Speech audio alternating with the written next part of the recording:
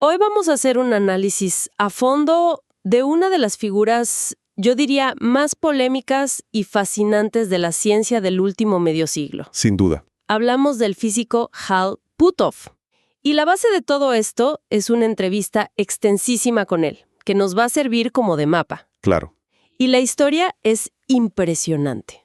O sea, un físico de primer nivel, coautor de libros de texto sobre electrónica cuántica, que de repente, Desvía su carrera. totalmente, se mete a dirigir investigaciones secretas sobre fenómenos psíquicos, sobre Fénix, y todo para el gobierno de Estados Unidos. Exacto. Y lo crucial aquí es entender el contexto. O sea, no estamos hablando de un creyente que busca confirmar sus ideas. Para nada. No. Era un científico riguroso, escéptico, que se topó con datos que, bueno, simplemente no podía explicar con la física que él conocía. Nuestra misión entonces es desentrañar cómo pasó eso. ¿Cómo fue esa transición? Y claro, ¿qué fue lo que encontró en ese camino? Todo empieza con una crisis casi existencial. Puthoff está escribiendo un libro de texto de posgrado, está en la cima de su campo y se da cuenta de algo que lo deja helado. ¿Qué cosa? Que la física puede describir galaxias, puede describir quarks, pero no tiene absolutamente nada que decir sobre lo más fundamental que existe. La conciencia. Exacto. Y esa inquietud, pues, lo abrió a considerar ideas, digamos, un poco extrañas. Y la primera de esas ideas le llegó de un lugar inesperado. De un experto en polígrafos llamado Cliff Baxter. De la botánica, casi. Casi sí. Por pura curiosidad, Baxter conectó los electrodos de su polígrafo a una planta de su oficina, y para su sorpresa, la planta generaba una señal eléctrica. Similar a la de una persona. Muy similar. Pero lo realmente impactante fue que en un momento se le ocurre la idea de amenazarla, de quemarle una hoja. ¿Y solo con el pensamiento? Solo con el pensamiento. En el instante en que esa idea cruzó su mente antes de moverse, la aguja del polígrafo se disparó violentamente. Como si la planta le hubiera leído la mente. Para Puthoff, esto no era magia, o sea, era una pregunta de física. Claro, ¿podría existir algún campo de energía, algo que no conocemos, que conecte la intención con el mundo biológico? Y eso lo llevó a diseñar un experimento con algas. Pero por un giro del destino, esa propuesta de investigación terminó en manos de un artista de Nueva York. Un artista y psíquico llamado Ingo Swann. Eso es.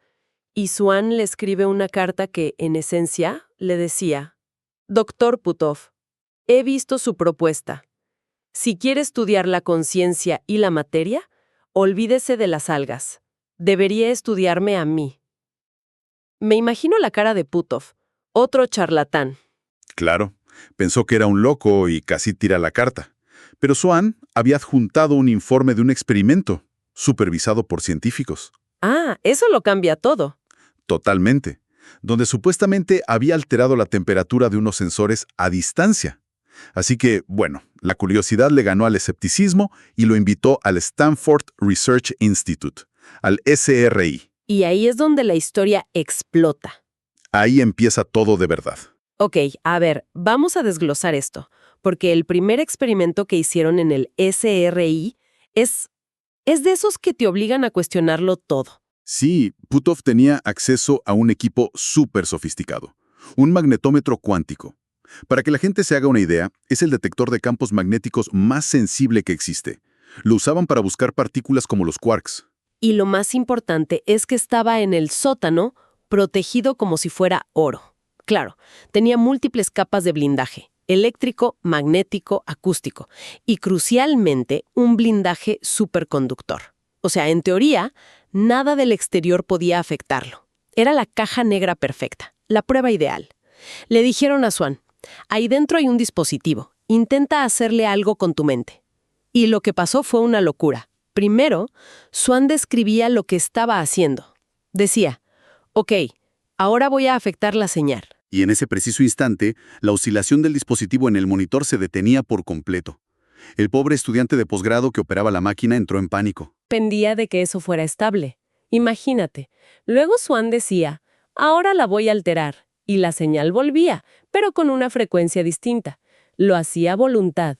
Pero espera, porque esa no es la parte más alucinante. No, para nada. Cuando Puthoff perplejo le pregunta cómo sabía qué hacer, ¿Cómo se imaginó el interior de ese aparato? Swan le dijo, «Oh, es fácil, simplemente miré adentro». Tomó un papel y dibujó un diagrama perfecto, detalladísimo, de los componentes internos. Una información que no estaba publicada en ningún lado. Era físicamente imposible de ver. Exacto. Un momento. Eso es lo que me parece más increíble. No es solo que afectara a la máquina, es que la vio. ¿Cómo es posible ver a través de un blindaje superconductor? Esa es la pregunta del millón, y esa fue la reacción de todos.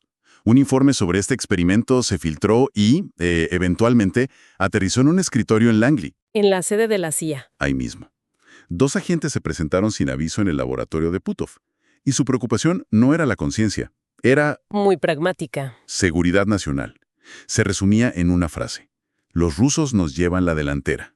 O sea que el interés no era científico para nada. 0. Le dijeron a Puthoff: sabemos que los soviéticos están invirtiendo millones para usar la percepción extrasensorial como arma de espionaje. No sabemos si es real o no, pero no podemos ignorarlo. Y le dieron un presupuesto inicial. Un presupuesto pequeño, en realidad, con la esperanza de que demostrara que todo era un fraude y así poder cerrar el expediente. Pero es increíble que la CIA, la organización más escéptica del planeta, se convenciera tan rápida. Fue tan contundente la prueba. Parece que sí. Pasaron un día entero con Swan. Él describía objetos, dibujos, sellados en sobres opacos frente a ellos. Para los agentes que están entrenados para detectar engaños, la explicación más simple no era el fraude. Sino que el fenómeno era real. Y eso los aterrorizó, porque significaba que la amenaza soviética era creíble. El proyecto se formalizó de inmediato. Me imagino que después de un tiempo, adivinar qué hay en una caja, pues pierde su encanto. Es casi un truco de salón. Y eso mismo pensó Ingo Swan. Le dijo a Puthoff que eso era para entretener, y le propuso un desafío de verdad. ¿Cuál? Envíen a alguien a cualquier parte del área de la Bahía de San Francisco, al azar, y yo desde aquí les voy a decir dónde está. Y con esa idea, nació el protocolo que lo definiría todo: la visión remota. Exacto. Y el programa empezó a atraer a más gente con supuestas habilidades, como un excomisario de policía llamado Pat Price. Y aquí es cuando las pruebas ya no son de laboratorio. No, aquí se convierten en operaciones de inteligencia en toda regla. Para probarlos, un día la CIA les dio solo un par de coordenadas geográficas. Sin nombres, sin contexto. Solo números. Solo números. Pat Price se concentra y empieza a describir una instalación de alta seguridad, con antenas parabólicas gigantes. Dice que es para interceptar comunicaciones. ¿Y era? Sugar Grove, una base secreta de la NSA en Virginia Occidental. Pero lo que hizo después fue lo que heló la sangre en Washington. ¿Qué hizo? Afirmó que había entrado mentalmente en un edificio, localizado una caja fuerte, la abrió y empezó a leer en voz alta los nombres de los archivos. No me digas. La idea de que alguien pudiera leer sus secretos desde California era, para ellos, más increíble que tener un traidor. Exactamente. Y en ese momento la visión remota dejó de ser un experimento paranormal, se convirtió en un activo de seguridad nacional. Imagino el cambio de mentalidad en el Pentágono. Totalmente. Pasaron de ¿podemos hacer esto? A ¿cómo lo hacemos de forma fiable? La prueba de fuego final fue cuando les dieron coordenadas en plena Unión Soviética. En Semipalatinsk, un centro de investigación nuclear, sí. Y Price describió algo que sonaba a ciencia ficción. Una grúa pórtico gigantesca, de varios pisos de altura, moviéndose sobre un edificio. Sonaba tan raro que lo consideraron un fallo. Hasta que Las nuevas imágenes de satélite confirmaron la existencia de esa grúa, con un detalle asombroso. Pero quizá lo más alucinante de todo el programa no fue un objetivo de espionaje, sino lo que descubrieron sobre la habilidad en sí. Sin duda, se dieron cuenta de que la visión remota no es un don mágico que solo tienen unos pocos. Es más como el talento para la música o el deporte. Exacto. Parece que es una habilidad humana latente, distribuida en la población como una curva de campana. La mayoría tiene un poco, algunos bastante, y unos pocos son virtuosos. Y lo demostraron. Empezaron a entrenar a personal del propio SRI, gente común y corriente, y obtenían resultados. El caso más irónico fue el de un agente de la CIA, un escéptico de hueso colorado, enviado para infiltrarse y descubrir el truco. Es la ironía máxima, ¿no? Totalmente. Lo envían para desenmascarar el fraude, y termina siendo la prueba viviente de que funciona. No lo puedo creer. Después de semanas sin encontrar nada, lo convencieron de que lo intentara. Le dieron unas coordenadas y, para su propio asombro, describió a la perfección un carrusel en un parque al que habían enviado al equipo. ¿Y se convirtió en uno de sus mejores visores? El mejor. Debe haber sido una reunión muy incómoda cuando volvió a Langley a entregar su informe. Y la validación final vino del despacho más alto posible. Años después, el propio presidente Jimmy Carter reveló algo increíble. Lo del bombardero soviético que se estrelló en África. Exacto. Los satélites no lo encontraban por la jungla. Estaban en una carrera contra los rusos y, desesperados, recurrieron al equipo de visión remota. Y funcionó. Los visores ubicaron la zona en un mapa. El equipo de recuperación llegó y encontró los restos a solo 3 millas de donde habían dicho. Recuperaron tecnología y códigos clasificados, una victoria de inteligencia de primer nivel lograda con un método que la ciencia oficial decía que era imposible. Así es. Entonces, si la distancia en la Tierra no es una barrera, la pregunta lógica es, ¿y las distancias cósmicas podrían ver, no sé, otro planeta? Esa fue exactamente la siguiente pregunta. Y le plantearon el desafío a Ingo Swann. Meses antes de que la sonda Pioneer 10 llegara a Júpiter, le pidieron que lo observara. ¿Y qué vio? Bueno, describió cosas que ya se sabían, como la gran mancha roja, pero luego dijo algo que desconcertó a todos. Veo un anillo delgado y tenue alrededor de Júpiter. Pero en esa época solo se conocían los anillos de Saturno. Claro, los astrónomos, incluido Carl Sagan, que visitó el laboratorio, lo descartaron como un error evidente. Hasta que la sonda llegó, claro. Exacto. Meses después, las primeras imágenes de la Pioneer 10 revelaron para sorpresa de toda la comunidad científica la existencia de un tenue anillo de polvo. Exactamente como Swann lo había descrito. El fallo se convirtió en una de sus predicciones más espectaculares. Increíble. Entonces, ¿cuál es el mecanismo? ¿Son ondas cerebrales viajando por el espacio? Esa era la hipótesis más, digamos, conservadora. Para probarla, diseñaron un experimento brillante. Pusieron a un visor remoto a bordo de un submarino nuclear. ¿Y lo sumergieron? A cientos de pies de profundidad. El agua salada es un blindaje electromagnético casi perfecto para las ondas de baja frecuencia, como las del cerebro. Si la visión remota dependía de eso, no debería funcionar. ¿Y el resultado? Los resultados fueron igual de precisos que en la superficie. Con eso descartaron la teoría de las ondas cerebrales. Completamente. La conclusión a la que llegaron, y que sigue siendo su hipótesis, es que el fenómeno opera a través de un mecanismo cuántico no local. Como el entrelazamiento. ¿Una conexión que parece existir fuera de las limitaciones del espacio? Exacto. Ok, si el espacio no es una barrera, la siguiente frontera es el tiempo. ¿Se puede ver el futuro? Decidieron ponerlo a prueba de la forma más práctica posible, intentando ganar dinero. En serio. Sí, necesitaban recaudar fondos para una escuela y organizaron un experimento de precognición de 9 días para predecir el mercado de futuros de la plata. Pero el diseño experimental fue genial para eliminar el sesgo, ¿no? Fue brillante. No le pidieron a la gente que adivinara si el mercado iba a subir o a bajar. Eso involucra al análisis, el ego. El deseo de acertar. Eso es. En cambio, cada día Puthoff asociaba sube con un objeto y baja con otro completamente diferente. Por ejemplo, una pelota para sube y un libro para baja. Y la tarea era... Simplemente describir el objeto que Puthoff les mostraría el día siguiente. Su elección dependía del cierre del mercado de ese día. Estaban percibiendo un objeto físico futuro, no prediciendo un concepto abstracto como el mercado. Exactamente. Se trataba de acceder a la percepción pura, sin el ruido del análisis. El resultado fue asombroso. ¿Acertaron? Los 9 días seguidos.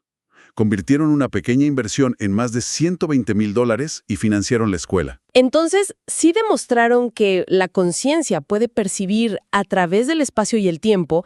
El siguiente paso lógico era aplicar esa idea al misterio más grande de todos. Exacto. Y no tuvo que buscarlo. El misterio lo encontró a él. Lo invitaron a Washington a hablar de ovnis, o FENIS, como se les llama ahora. Sí, fue durante la administración de Bush hijo. Lo convocaron a una reunión con altos mandos militares y de inteligencia. ¿Y le dijeron de qué iba? No directamente. Plantearon un ejercicio hipotético. Supongamos que Estados Unidos, Rusia y China han recuperado naves de origen no humano y cuerpos biológicos. ¿Cuáles serían las consecuencias de revelar esto? Una pregunta bastante directa para hacer un ejercicio hipotético. ¿Y cuál fue la conclusión? Unánime y abrumadoramente negativa. Anticiparon un colapso de los mercados, crisis de fe en las religiones y un problema que nadie había considerado. ¿Cuál? Un caos legal. Imagínate las demandas multimillonarias de corporaciones como Boeing que habrían quebrado porque sus competidoras como Lockheed tuvieron acceso secreto a esa tecnología. Claro. La conclusión fue que la divulgación era social y económicamente inviable. Sí. Años después, el tema volvió con el programa ATIP y Puthoff volvió a estar en el centro. Llegó a tener acceso a los supuestos materiales recuperados. Según él, sí. Su trabajo para el contratista de ATIP, Robert Bigelow, era analizar la física del fenómeno. Y relata el análisis de una muestra supuestamente de Roswell. Un material laminado. Sí, con capas de bismuto y magnesio, cada una con el grosor de un cabello humano.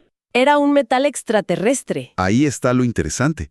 El análisis isotópico mostró que los átomos eran de origen terrestre. La anomalía estaba en la construcción.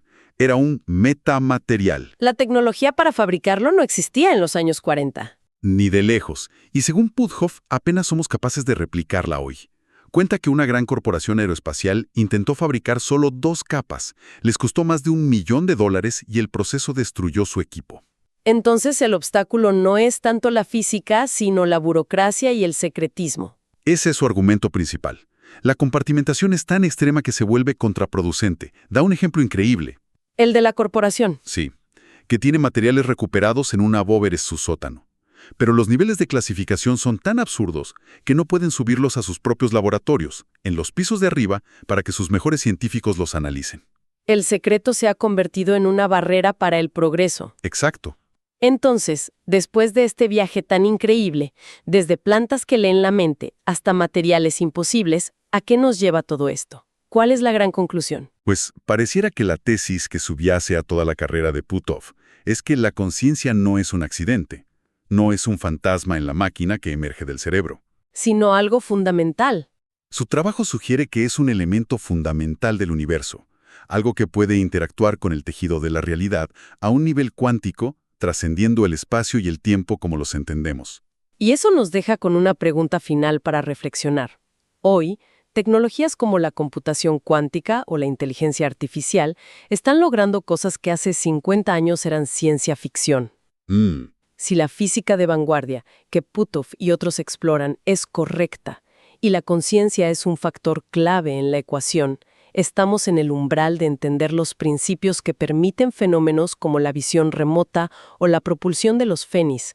¿Qué pasará cuando nuestra ingeniería finalmente alcance una física que parece desafiar la separación entre mente y materia?